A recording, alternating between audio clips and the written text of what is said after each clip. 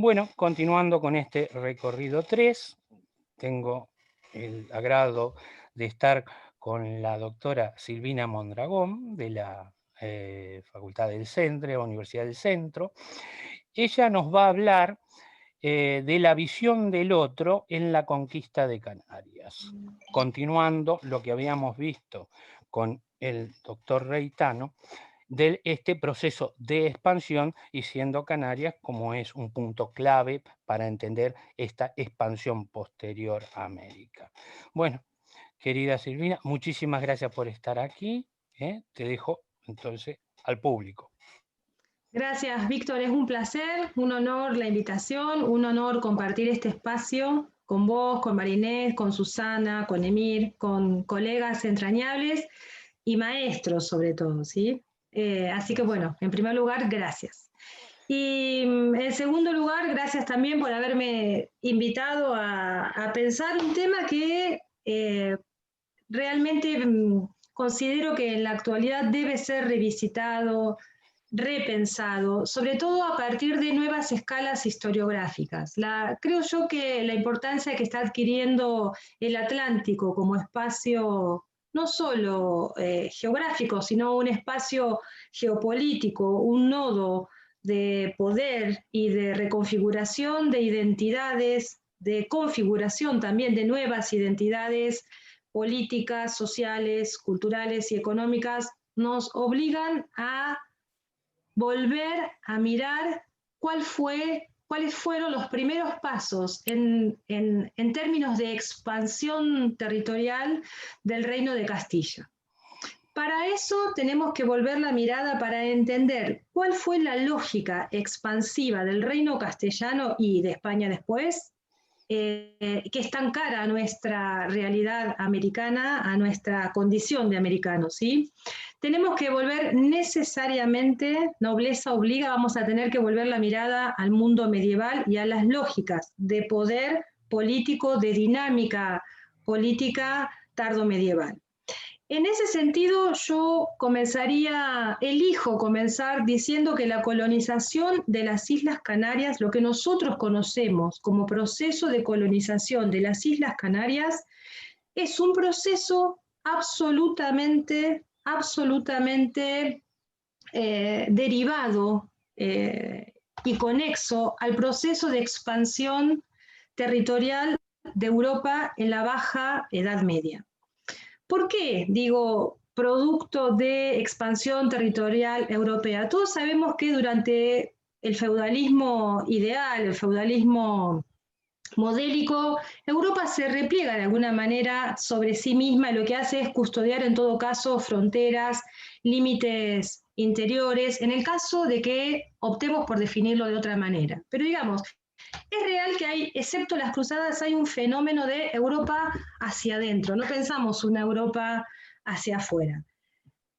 En ese sentido, Europa estuvo hacia adentro hasta fines del siglo XIII, cuando un leve pero sostenido aumento de fuerzas productivas, vinculado a un progresivo desarrollo de estructuras de poder político centralizadas, lo que se conoce coloquialmente como proceso de centralización estatal, dieron por resultado en algún plano de tipo económico, tuvieron montones de resultados, pero en lo económico y en lo que nos ocupa en esta clase, tuvieron por resultado el protagonismo, tal vez por primera vez en lo que era la historia productiva europea de las actividades con este nivel de importancia de lo que nosotros conocemos como actividades terciarias. Ahora, este proceso que vincula la necesidad de expansión territorial europea, yo por una cuestión personal lo llamaría más que una necesidad de expansión territorial europea, hablaría de la necesidad de una expansión feudal y después lo voy a explicar por qué. Pero digamos que después de una fase de contracción económica, una típica fase malthusiana de contracción económica a fines del siglo XIII, hay un repunte de fuerzas productivas y es el feudalismo en persona el que necesita expandirse nuevamente, por lo menos después de 1450, ¿sí? En una fase que arranca, arranca a fines del siglo XIII, como decía recién, y se va a extender hasta la segunda mitad del siglo XV. Ahora, esa expansión en el mundo medieval hubiera adquirido por lo menos dos características que se han sostenido a lo largo del tiempo. La primera es la implantación de protectorados o zonas de influencia política. Y uno podría pensar, esto es lo que ha sucedido en el mundo medieval, por lo menos después del siglo XI o XII, con toda la expansión o lo que se ha llamado la diáspora aristocrática o nobiliar, a lo que por entonces eran los confines del imperio. Una segunda opción que vamos a ver que Canarias atestigua, al igual que había atestiguado el mundo medieval, es la creación de enclaves comerciales, ¿sí? Y hasta ahí no tenemos grandes diferencias con lo que eran las lógicas bajo medievales o feudales del momento. Pero lo que sí creo que se inaugura por primera vez en la expansión hacia Canarias es un proceso de colonización, entendiendo la colonización como una transformación sustantiva y global de la realidad preexistente. En este sentido, y teorizando, buscando enclaves teóricos que nos permiten interpretar el proceso histórico, yo sostengo que el feudalismo, en su propia esencialidad, en su propia dinámica reproductiva, es un sistema socioproductivo, es un sistema económico, social, cultural, que necesita axiomáticamente, necesariamente, de la variable topográfica. ¿Qué quiero decir? El feudalismo se expande sobre territorio. O sea, es lo mismo que decir que las relaciones sociales de producción típicas del feudalismo necesitan tierras para expandirse, porque es un sistema, una formación histórica nodalmente asociada a lo territorial, al espacio. La otra vez, Emir Reitano hablaba de Paul Sumter, del libro famoso de Sumter, La medida del mundo, y creo que estoy hablando en esa clave, ¿sí? El mundo medieval es un mundo agrario con una concepción territorial que deviene de su propia dinámica histórica. Por lo tanto, hay que pensar la primera expansión castellana también bajo esta óptica, ¿sí? La primera expansión ultramarina castellana bajo la óptica de la necesidad de la formación feudal entendida a partir, en lo concreto, en la empiria histórica, a partir de la relación entre bandos linajes, entre linajes menores, mayores, luchas facciosas de la nobleza, necesidad de asentar población en territorio desconocido, población española o hispana, ¿sí? A partir de todas las variables que son concomitantes del feudalismo. En ese sentido se puede pensar que se replican viejas, estoy pensando en, entre comillas lo digo, la famosa experiencia de reconquista de tierras en España, ¿sí? O sea, no hay nada extremadamente novedoso en ese sentido, en esa primera expansión, más que algo que en primera instancia no parece ser tan contundente, pero mirado con retrospectiva histórica sí lo es, que es una práctica, tal vez las primeras pruebas de colonización concreta, de conquista territorial, ¿sí?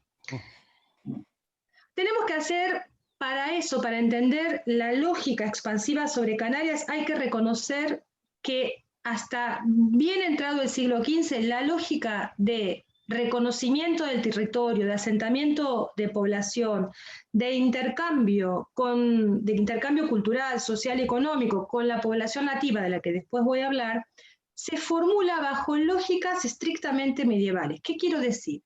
El primero en conceder soberanía a un particular sobre lo que hoy en día es el territorio de las Islas Canarias va a ser el Papa, que en 1344, en tanto dador de soberanía, en tanto detentor del poder universal, otorga a Luis de la Cerda jurisdicción, ¿sí? Señorío sobre las islas y lo nombra príncipe soberano.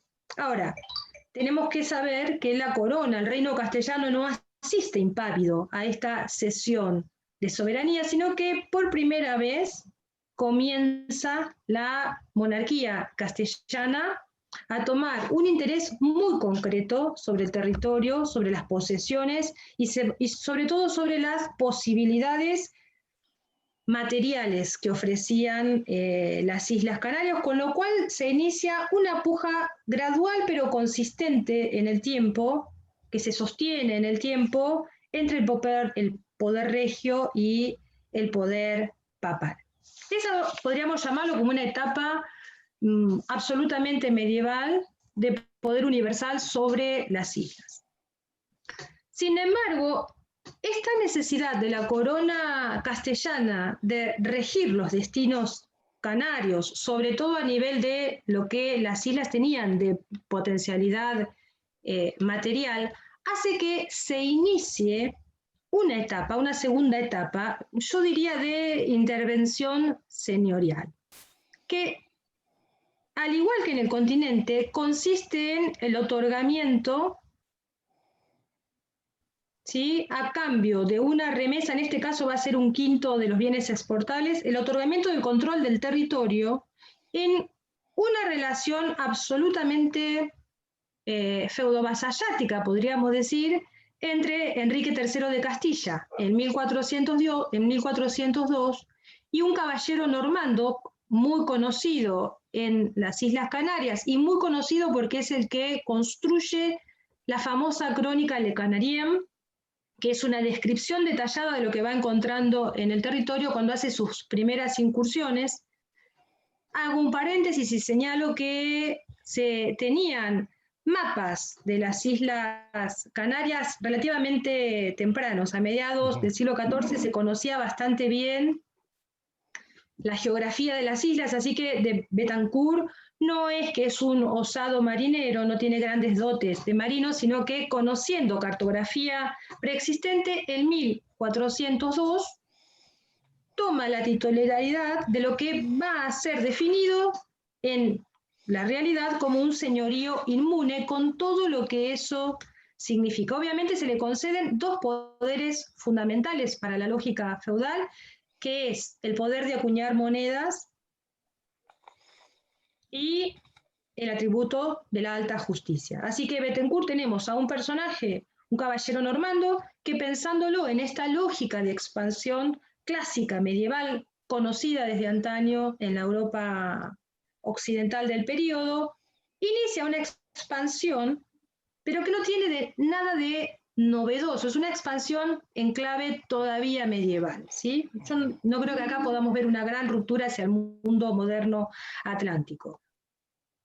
Asume el control de las islas en clave de señor de las islas, ¿sí?, y en clave de señor, de un señorío de particular que es inmune. Ahora, lo que es interesante resaltar, y vale la pena resaltar por sucesos posteriores, es que la monarquía castellana sí se va a reservar el control eclesiástico, le cede por completo a de Betancourt el control del territorio, la gestión del término, pero se reserva el control del aparato eclesiástico y de ahí en más la diócesis de Rubicón fue ya sucedánea de la de Sevilla y sus titulares siempre fueron castellanos, ¿sí? Entonces ahí tenemos, me parece a mí, un claro ejemplo de lo que está sucediendo en el continente, que es un proceso acelerado y constante también de centralización política.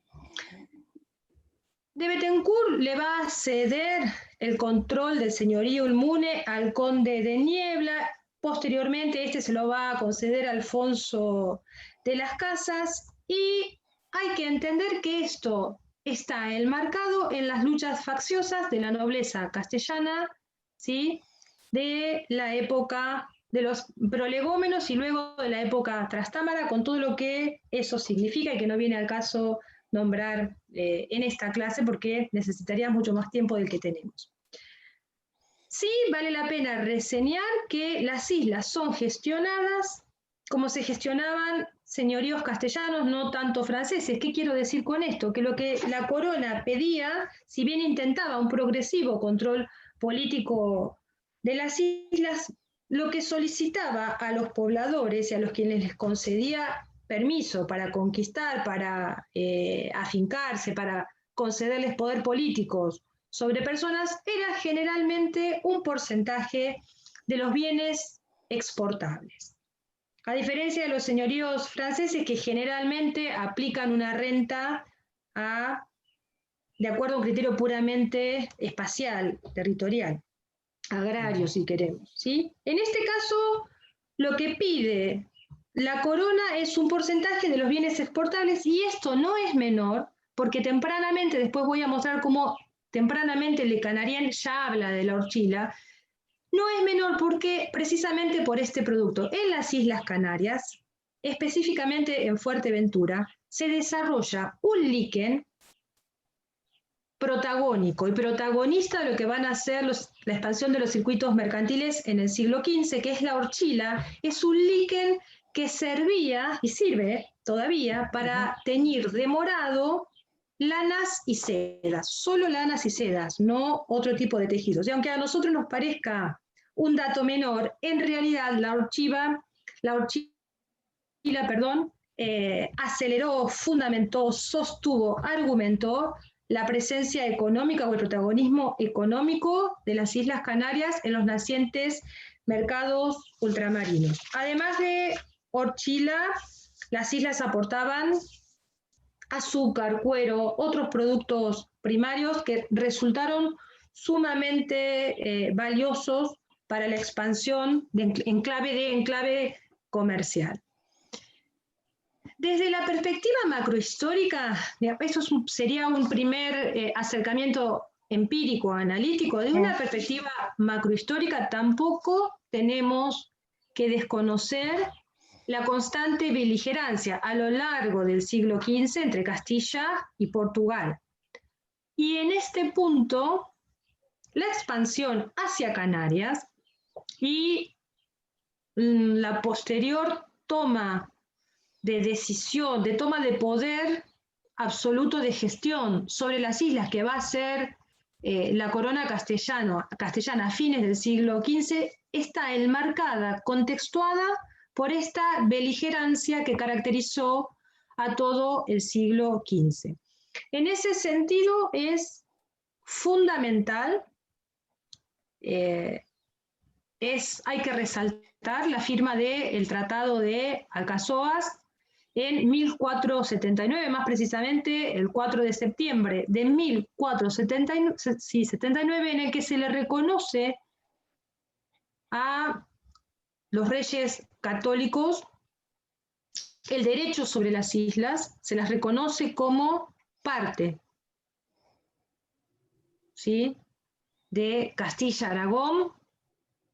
En el mismo tratado se le va a reconocer la titularidad a Portugal de una enorme cantidad de islas conocidas y sumamente importantes para lo que después va a ser la expansión atlántica, como Azores, Madeira, Cabo Verde, el Reino de Fez. Si es un tratado, yo diría que en términos de expansión, de lo que va a ser la expansión atlántica o el ensayo de prácticas de conquista y colonización, Alcazovas es, desde la vertiente macrohistórica y política, protagónico. Un tratado absolutamente decisivo, que marca también una nueva fase. Yo diría que es la fase, si bien tuvimos al principio una fase papal, luego una fase de aproximación señorial, ahora vamos a tener una fase decididamente realenga, una fase de control directo de la monarquía sobre las islas. Cuando la monarquía asume este control, implementa dos estrategias que yo pienso tenían reminiscencias, vuelvo a abrir comillas, de reconquista española. La primera es intentar asentar población española en las islas, y la segunda, y dotarlos obviamente con tierras, concederle tierras para que puedan fundar casa, ¿sí?, y para que puedan poner en producción tierras, para que puedan evangelizar, para que puedan convertir en un territorio cristiano, ¿sí? Para que puedan cristianizar el territorio, intentan, obviamente, implantar población nativa española en tierras insulares. La segunda, y que va a ser también muy decisiva para la historia de las islas, es la implantación de enclaves monárquicos, enclave monárquica de poder regio, el aliento que el poder regio le va a dar a la expansión de los circuitos mercantiles a partir de la horchila y del azúcar, pero acá hay un dato que no es menor y que yo creo que esto sí inaugura lógicas modernas de funcionamiento, y es que le va a dar permiso, ¿sí? Permisos a particulares, además de los permisos de conquista, ¿sí? A delegados regios, va a dar permiso de participación en los circuitos mercantiles, de extracción de la horchila y de exportación de la horchila, ¿sí? A particulares. Y eso es una lógica relativamente moderna y que resulta sumamente efectiva, ¿sí? Para someter a control y dominación, y creo que esto es un ensayo de lo que después va a pasar en América, es una primera formulación, un primer ensayo sobre formas de control territorial terriblemente alejadas del nodo, del núcleo del poder político central. Ahora, hasta ahí una descripción necesaria, histórica, de cómo es que se expanden, cómo es que los castellanos llegan a las Islas Canarias, ¿sí? Porque es un territorio, si nosotros miramos el mapa, realmente están alejadas, están enfrente del Sahara Occidental, alejadas del continente, ¿sí? Uno dice, ¿qué hacían los castellanos muy tempranamente? ¿Por qué hay una presencia castellana tan temprana y papal en las islas? Bueno, ¿con qué se encuentra? Esta lejanía territorial yo también creo que marca una lejanía en términos de la lejanía marca o señala o se condice con una alteridad que tal vez por primera vez es el encuentro con unos otros que son demasiado otros. Son unos otros exquisitamente distintos a los otros que se podían encontrar en el continente o en las lógicas bajomedievales europeas. En términos de taxonomía sociológica, hay que imaginar a ese mundo como un pequeño mundo bastante dinámico, porque a la población nativa, a la existencia de colonos intentando asentarse efectivamente en el territorio, hay que agregar la circulación de mercaderes italianos que bajaban desde Andalucía a las islas y que terminan imponiendo lógicas de comercio andaluzas e italianas en las prácticas económicas de la isla y terminan logrando insertar a las islas, fueron ellos quienes logran insertar a las Islas Canarias en los circuitos del mercado internacional, ¿sí? Ahora, la población nativa, después lo vamos a ver a partir de las crónicas, pero es una población que para algunas islas se les representa a los castellanos como menguadas, pero a personajes como Bartolomé de las Casas no se le representa o no le resulta una población menguada ni deficiente, todo lo contrario, ¿sí? Después vamos a ver, pues ahí, de acuerdo a cada isla, puede haber distintas respuestas frente a la presencia de los españoles.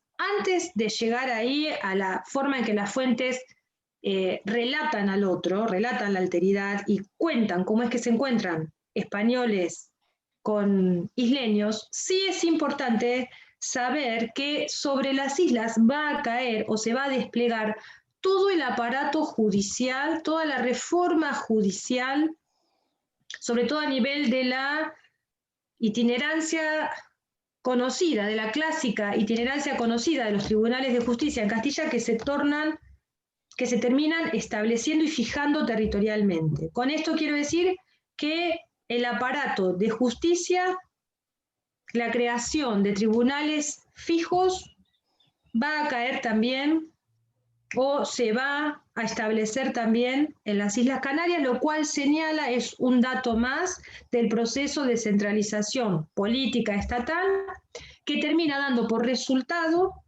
la conquista de las islas y que termina favoreciendo, posibilitando la expansión atlántica. Digo, son datos históricos que no debemos descuidar para entender por qué es que España y Portugal se expanden, digamos, se expanden marítimamente, ¿sí? Sin este tipo de datos macrohistóricos no podríamos lograr una explicación de conjunto de qué es lo que está sucediendo. De hecho, la instalación de consistorios tempranamente, relativamente tempranos, digo, porque corren paralelo a al proceso que sucede en el continente, al proceso que sucede en el reino castellano, se instalan, al igual que en Castilla, consistorios, consejos de realengo, con la cantidad de oficiales que tenían los consejos castellanos. No hay ninguna especie de diferenciación. La monarquía hispánica estaba experimentando en la práctica concreta formas efectivas de control del territorio. Y en este caso, formas absolutamente eficaces de control del territorio ultramarino. ¿Sí? Otro punto fundamental para entender, además del de la centralización estatal, es que hay otro punto macrohistórico de interés, que es el mayor protagonismo de todo lo que va a ser la fachada atlántica a fines de todos los países que participan, que integran la fachada atlántica, ¿sí? Todos los países que dan de frente al Atlántico, en detrimento de lo que hasta entonces habían sido el protagonismo de los países mediterráneos. Eso es un proceso que tiene que ver con la expansión a escala continental y luego universal, la expansión de la producción de mercancías para mercados lejanos, ¿sí? Incluso podríamos insertar este proceso desde la tipología histórica, desde la construcción de aparatos abstractos, conceptuales, dentro de la expansión del primer capitalismo agrario comercial. Si quisiéramos hacerlo, también se podría ver desde esa clave. Ahora, una consecuencia lógica, absolutamente lógica,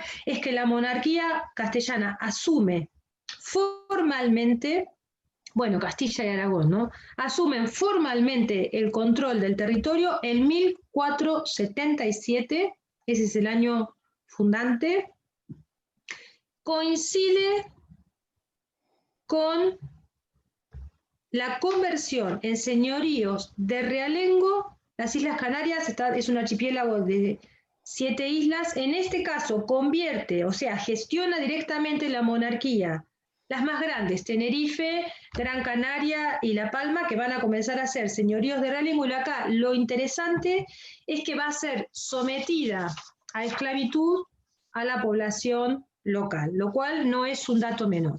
Las restantes islas, que son más pequeñas, van a ser concedidas como señoríos inmunes a particulares. Si bien, y este es otro dato importante, que tiene que ver con la dinámica histórica concreta, si bien el control de las islas recaía en el Consejo de Castilla, como todo el reino castellano, autoridad suprema, si las hay, ¿sí? Es real que la lejanía geográfica impuso una relativa autonomía política, ¿sí? De la cual disfrutaron, creo yo, 2 delegados regios que llegaron a la isla. Obviamente, además de los personajes del consistorio, había un gobernador que tenía las funciones que tenía un corregidor en el continente, que era nombrado directamente por el rey. Y en las islas de particulares se replicaba el modelo de consistorio, solo que los oficiales de justicia, los regidores del consejo, eran elegidos por los señores. Ahora, en este marasmo de, podríamos decir, de avance ¿sí?, del reino castellano, con todo lo que significó a nivel de ajuste y precisión de los circuitos de dominación, de los mecanismos de dominación, a nivel de tornar efectiva la dominación territorial y en control de unos castellanos sobre una población insular que parecía inabordable, también tenemos que considerar que se repartieron, el reino permitió el reparto en términos casi en clave de botín de recursos primarios, ¿sí?, a manos privadas. El rey era quien otorgaba licencias para repartir recursos primarios a conquistadores. En cambio, en las islas que fueron gestionadas en manos de privados, y esto es un rasgo interesante para pensar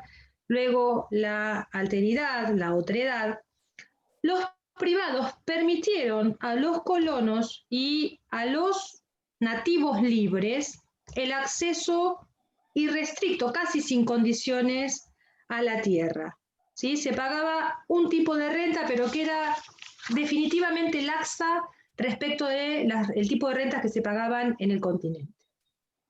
De más está decir que la relación entre continentales e insulares no de ninguna manera fue una relación homogénea, no se sostuvo en el tiempo sin tensiones, no se trató de un proceso lineal. ¿Por qué? Porque la absoluta identificación de los nativos con su medio ambiente afectó decisivamente un proceso de ocupación y gestión efectiva del territorio. En parte porque las Islas Canarias no tienen grandes zonas agrarias. Entonces, los castellanos tuvieron que adaptarse o readaptarse a una realidad en la que rápidamente, por ejemplo, se desarrollaron enclaves urbanos, nodos urbanos, pero sin ese enorme hinterland rural característico de Castilla, ¿sí? Entonces, estuvieron en contacto estrecho y directo en polos urbanos que se desarrollaron en base sobre todo al comercio y al comercio internacional. Las ciudades actuaron, como recién comentaba, como núcleos de atracción de población y atrajeron todo tipo de población. Atrajeron nativos, colonos, que se encontraban en ese ambiente con representantes del poder regio, lo cual da por resultado una muy particular y muy, diría, característica identidad. Si nueva identidad se conforman identidades muy particulares que después habría que pensar si sucede algo parecido en determinadas regiones de América. Tiene que ver con cómo se produce la gestión de cada una de las islas, con qué linaje llega con patente de conquista a cada una de ellas, a quiénes dota el señor, a su vez a quiénes dota el rey. Cada facción nobiliar va a dar por resultado, digamos, el entramado de redes nobiliares y la preeminencia de unas sobre otras en distintos momentos históricos va a dar por resultado identidades muy particulares, identidades estamentales muy particulares. En términos generales, lo que corresponde decir es que lo que nobleza obliga, uno debe decir, es que la expansión sobre Canarias fue el primer experimento, ¿sí?, de colonización de un territorio ultramarino en el que se ensayaron lógicas de control de población, de control económica, de control comercial, en lo que nosotros podríamos denominar como una primera frontera sur ultramarina del reino castellano. Creo que al principio es entendida o pensada como una zona límite del reino, solo para que luego a lo largo del siglo XV y con mucha contundencia durante todo el siglo XVI sea pensada como un factor más, un polo más, un enclave más sumamente necesario e importante en toda la fachada atlántica, en todo lo que va a ser el Atlántico como espacio de circulación, ¿sí? Al principio quiero decir con esto, que al principio parecen adquirir la fisonomía de la frontera con unos otros que quienes saben quiénes eran finalmente, que estaban en África, que estaban asentados en lugares inabordables desde las percepciones y las representaciones mentales, para convertirse a lo largo del todo el siglo XVI en un enclave más de la expansión, pero ya absolutamente reconocidas e integradas. ¿Mm? Esto a nivel histórico, ¿sí? A nivel de lo que uno puede pensar, bueno, para pensar la expansión castellana, lo primero que tenemos que tener en cuenta son las Islas Canarias, y la expansión castellana en las Islas Canarias comienza con un criterio absolutamente medieval, y uno ve que el fin de la conquista y colonización podríamos pensarlo que se termina produciendo, se termina cerrando con un criterio absolutamente moderno y atlántico, ya no medieval y mediterráneo. ¿Sí? Perfecto. Bueno, muchísimas gracias, Silvina, por el cuadro general que nos diste. Realmente es muy rico. Víctor, Sí, por ahí no sé si tenemos 2 o 3 minutitos más, si nos quedan. lo que quieras, sí, porque Bueno, por maravilla del Zoom, este Zoom parece que no tiene límite. bueno, sea una Así que bendición del destino manejalo, vamos a esto. charlar un rato. Perfecto. No, simplemente quería leerles 2 o 3 cosas breves para pensar en el otro con el que se encuentran los castellanos Buenísimo. en las islas, que es finalmente lo que nos convocaba, ¿verdad?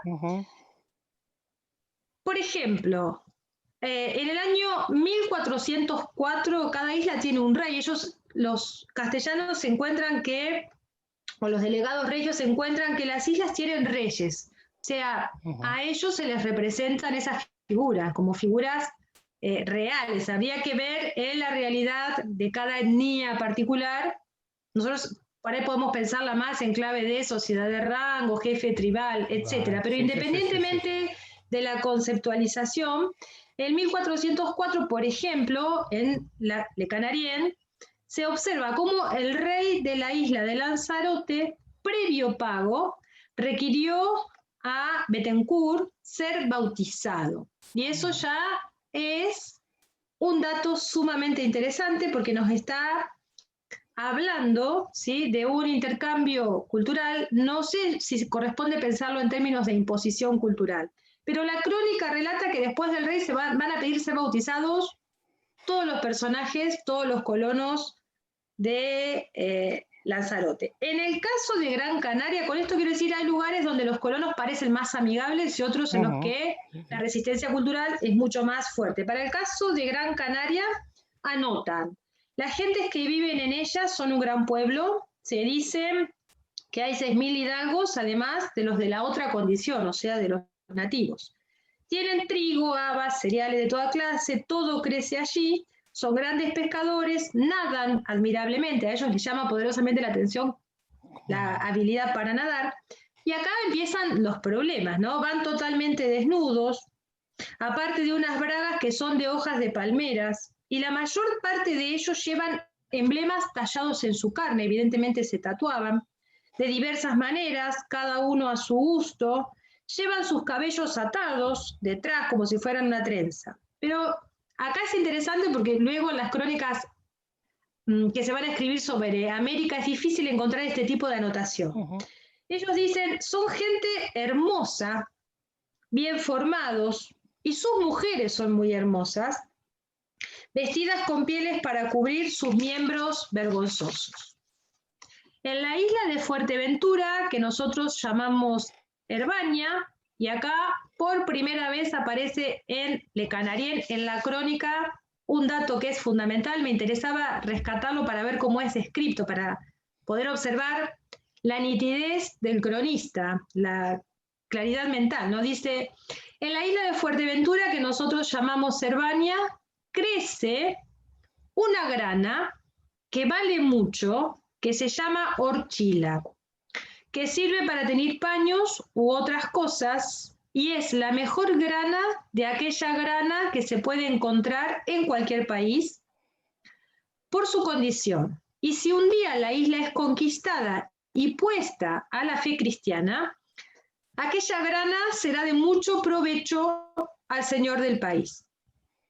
Y luego dice, el país no se halla muy poblado, pero los que lo habitan son de gran talla, vuelve a insistir nuevamente con que eran muy altos, son de gran talla, difícilmente puedan ser tomados vivos, o sea, tienen amplias habilidades guerreras, y son de tal condición que si alguno de ellos es preso por los cristianos y regresa entre ellos, lo matan sin remedio, o sea, no aceptan la reincorporación de que tuvo contacto con el mundo cristiano. Fíjate esto, dice, tienen gran número de aldeas y viven más reunidos que los de la isla de Lanzarote, o sea, tienen un patrón de habitación evidentemente, sí, agrupada.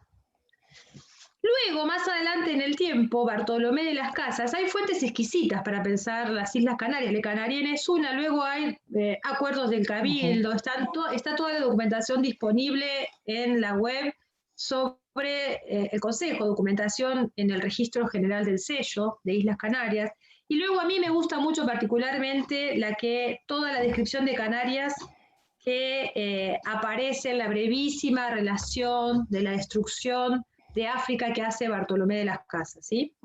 Ahí Bartolomé de las Casas dice, en las susodichas islas habría 13 o 14.000 hombres de pelea, o sea, hombres en edad productiva, y bien podemos creer que habría por todos, chicos y grandes, cerca de 100.000 ánimas, que no es un número menor si pensamos en 7 islas perdidas frente al occidente, al Sahara Occidental. Lo último que voy a citar es algo que me hizo pensar cuán complejo habrá sido para los castellanos observar a estos otros, ¿no? Y asumirlos, entender sus códigos culturales. Bartolomé de las Casas escribe, los que vivían en la isla de La Gomera tenían mujeres que eran cuasi comunes, y cuando unos a otros se visitaban, por hacer fiesta a los visitantes, ofrecíanles a sus mujeres de buena gana a los visitados. De esta comunicación tan franca y voluntaria procedió ley y costumbre entre ellos, que no heredaban los hijos sino sobrinos, hijos de las hermanas. Todo su tiempo expedían en cantar, en bailar y en uso de las mujeres, y esto lo tenían por su bienaventuranza. Si pensamos que esto se encuentra en la monarquía española en su primera línea expansiva, hay que pensar sí, en choques culturales sumamente interesantes, ¿sí? En rupturas mentales probablemente. ¿Quién sabe con qué categorías mentales se acercaron a esta realidad? Pero bueno, la temática es sumamente interesante y valiosa para pensar el mundo que nosotros conocemos, ¿no? Porque finalmente es producto de esta universalización de ciertas prácticas culturales, económicas, sociales que se dan a lo largo del 16 y en realidad a fines del 15 y a lo largo comienzan a expandirse de todo el Atlántico del 16. Sí. Bueno, unos datos bárbaros. Yo quería decirte, en términos, en general, bueno, es como que la conquista de Canarias, al quedar como un emparedado, ¿no?, entre lo que es la reconquista y lo que es la conquista americana, se le da poca bola, vamos a ser sinceros, en el ámbito historiográfico, y cuenta con unas crónicas realmente importantes de este primer salto, y nos muestran a esta Castilla, como vos decís, en proceso de expansión. Ahí nos ha citado una serie de documentos. ¿La mayoría está por red? ¿Los chicos pueden consultarlo, los nuestros? Sí, esa es la parte sumamente interesante y la parte que invita a enamorarse un poco de la historia, ¿no? A pensar a las Islas Canarias en clave macrohistórica, no como una historia nacional, local.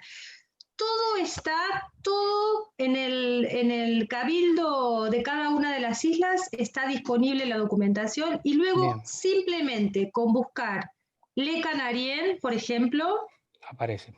aparece la crónica. Y uno se da, digamos, como estamos hablando entre historiadores, rápidamente nos damos cuenta cuál es la Ujú, versión crítica, la mejor versión crítica, la mejor traducción. Está en francés antiguo y hay desde 1960 en las islas se produjo la mejor, lo que creo yo que es la mejor edición. Te digo ya, la editó el Museo Canario ujú. de Laguna, Las Palmas, en 1960. Se llama Crónicas Francesas de la Conquista de Canarias, tomo segundo, y esta está publicada con traducción castellana de Elías Serra Rafols y Alejandro Ciorasnescu. Esa es la Perfecto. que yo he usado y la que veo que está citada por historiadores que se dedican a Canarias, A ¿no? Es Canarias, sí, muy, sí, muy sí, sí, sí. interesante. Sí, nosotros, Luego está toda la documentación del Registro General del Sello en clave y en línea con lo que existe para cada uno de los grandes consejos castellanos. ¿Sí? perfecto. Luego hay documentación de particulares, por ejemplo, la sesión al Conde de Niebla yo la vi traducida en un Ujú. artículo de una historiadora que aparece en La Vegueta, que es una revista de Canarias, una revista científica, o sea que se sigue transcribiendo documentación y siguen apareciendo cosas Cosas. que Qué están interesante. publicadas. Sí, Qué, sí, qué interesante. En ese sentido, bueno, vos marcaste un hecho clave, ¿no? La llegada a Canarias es traducible también, porque si bien es fácil llegar del continente, digamos, a Canarias, como era fácil llegar hasta el Cabo Bojador, el problema era después regresar, ¿no? ¿y Nos qué habla hacemos tal? también de problemas técnicos importantes que han sido o tuvieron que ser superados para Totalmente. convertir a ese espacio en, digamos, la cadena hacia América. América. ¿Eh? Sí, sí, O sea totalmente, que no, totalmente. no es En una ese parte sentido, menor de la historia, sino un no, elemento clave para el salto.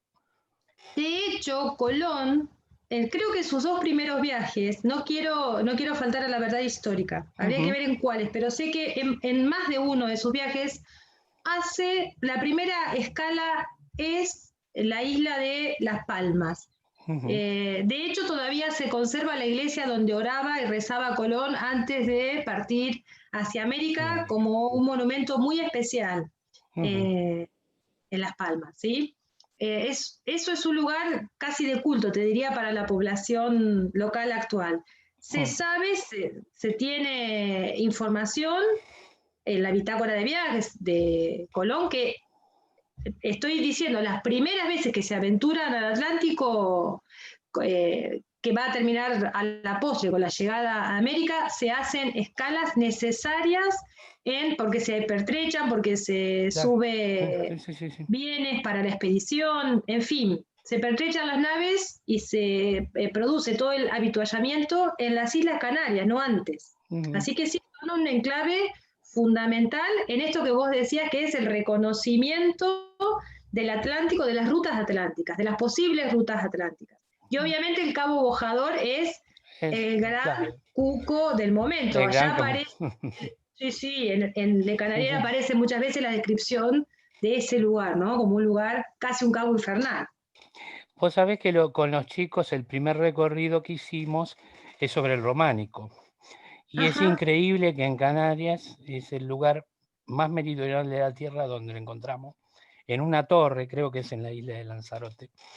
qué Sí, vos interesante. la ves y es como que te retrotrae a Castilla.